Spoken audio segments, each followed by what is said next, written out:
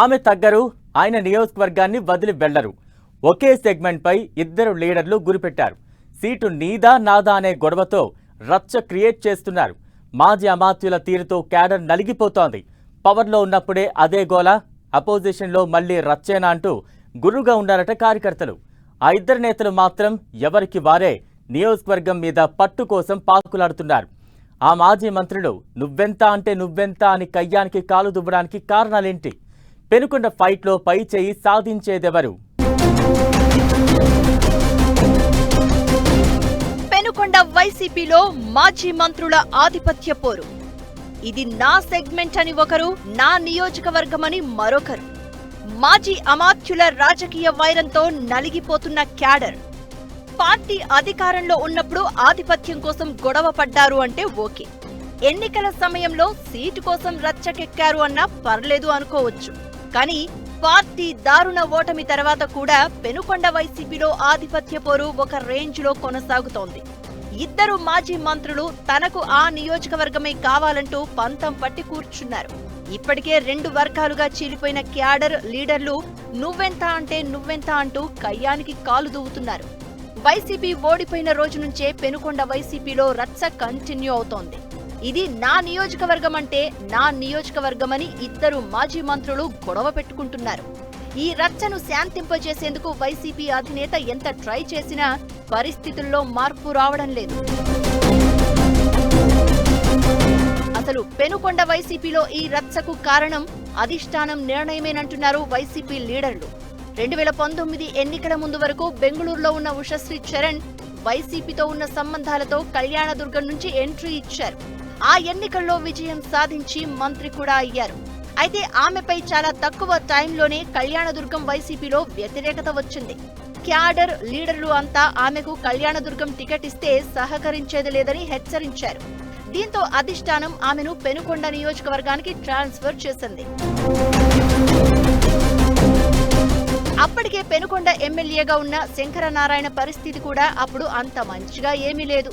మొదటి నుంచి సౌమ్యుడిగా ఉన్న శంకరనారాయణ జగన్ తొలి క్యాబినెట్ లోనే మంత్రిగా చేశారు. ఆయన సోదరుల వైఖరితో శంకరనారాయణపై కూడా సొంత పార్టీలోనే వ్యతిరేకత వ్యక్తమైంది. అందుకే ఆయన్ను అనంతపురం పార్లమెంటు నుంచి పోటీ చేయాలని జగన్ ఆదేశించారు. ఇష్టం లేకపోయినా అధినేత మాట కాదనలేక పార్లమెంటు నుంచి పోటీ చేశారు శంకరనారాయణ. ఇటు ఉషశ్రీ పెనుకొండ నుంచి పోటీ చేశారు. అటు శంకరనారాయణ, ఇటు ఉషశ్రీ చరణ్ ఇద్దరూ ఓడిపోయారు. ఎన్నికల తర్వాత శంకరనారాయణ తన సొంత నియోజకవర్గం పెనుకొండకు రాగా ఉషశ్రీ కూడా పెనుకొండలోనే ఉంటాను అని పట్టుబట్టారు. దీంతో ఎన్నికలు ముగిసిన రోజు నుంచే మాజీ మంత్రుల మధ్య వారు మొదలైంది.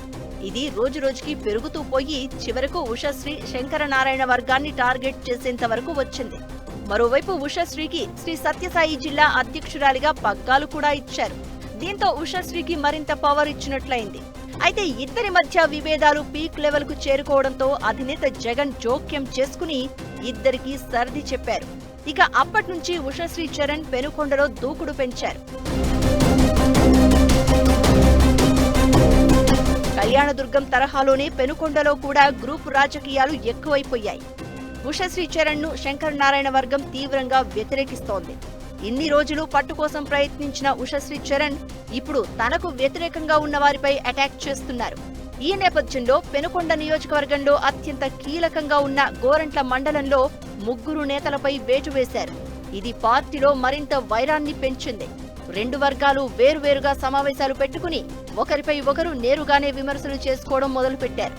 పార్టీ కోసం ప్రాణాలు పెట్టి పనిచేస్తే మమ్మల్నే సస్పెండ్ చేస్తారా, అసలు ఉషశ్రీ పెనుకొండలో ఎలా ఉంటారో చూస్తామని హెచ్చరిస్తున్నారు. అటు ఉషశ్రీ వర్గం కూడా శంకరనారాయణకు గట్టిగానే కౌంటర్ ఇస్తున్నారు. ఈ నేపథ్యంలో ఇటీవల రైతు సమస్యలపై పార్టీ పిలుపునిచ్చిన పోరుబాట కార్యక్రమంలో కూడా విభేదాలు స్పష్టంగా కనిపించాయి. ఉషశ్రీ నాయకత్వంలో జరిగిన కార్యక్రమానికి శంకరనారాయణతో పాటు ఆయన వర్గం మొత్తం గైరు హాజరైంది. విద్యుత్ ఛార్జీల పెంపుపై చేపట్టిన నిరసనల్లో కూడా ఎవరికి వారే అన్నట్లుగా సాగారు. మాజీ మంత్రి శంకరనారాయణ పెనుకొండలోని నివాసం ఉంటూ తన వర్గాన్ని బలోపేతం చేసుకుంటూ పార్టీ కార్యక్రమాలు చేస్తుంటే, సత్యసాయి జిల్లా అధ్యక్షురాలు ఉషశ్రీ చరణ్ మాత్రం బెంగళూరులో ఉంటూ నెలకు ఒకసారి పెనుకొండ వచ్చి వెళ్తూ రాజకీయం చేస్తున్నారు. పార్టీ ఏ కార్యక్రమం చేపట్టినా రెండు వర్గాలు రెండు కార్యక్రమాలు చేస్తూ పోతున్నారు. వైసీపీ అధినేత జగన్ పులివెందుల నుంచి బెంగళూరుకు రోడ్డు మార్గాన వెళ్తుంటే ఉషశ్రీ చరణ్ పెనుగొండ దగ్గర, శంకరనారాయణ కొడికొండ చెక్ పోస్ట్ దగ్గర స్వాగతం పలికారు. ఇద్దరు మాజీ మంత్రులు తరోదారిలో వెళ్తుంటే ఎవరికి మద్దతు తెలిపితే ఏం ప్రాబ్లం వస్తుందో అని లోకల్ వైసీపీ నేతలు, కార్యకర్తలు అయోమయంలో పడిపోయారు. అధిష్టానం కలుగజేసుకుని మాజీ మంత్రుల వైరంపై ఏదో ఒక నిర్ణయం తీసుకోవాలని కోరుతున్నారు. పార్టీ కష్టకాలంలో కూడా ఇలా విభేదాలు ఉండడం సరైంది కాదని మరికొందరంటున్నారు.